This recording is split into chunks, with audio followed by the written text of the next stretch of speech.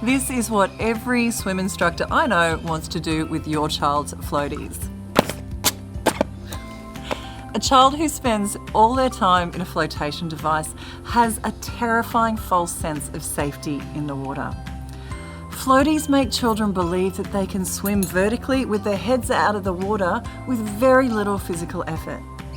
In a perfect world, there would be no floaties. But we don't live in a perfect world, and I am not naive enough to believe that I'm going to convince everyone to go home and stab their floaties for me. So here's a few do's and a few don'ts if you really must use floaties. Choose better ones than these.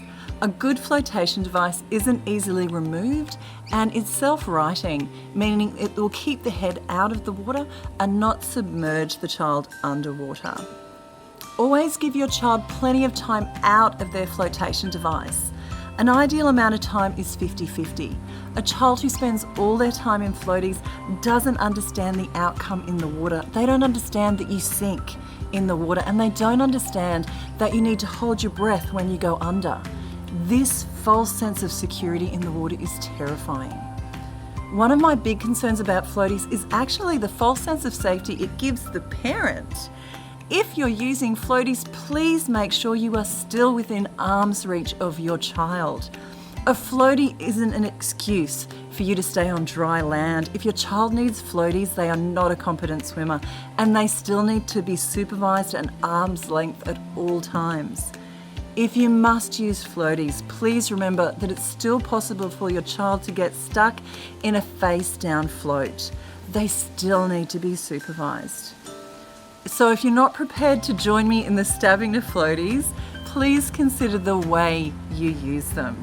And remember, be safe, be fair, and be brave.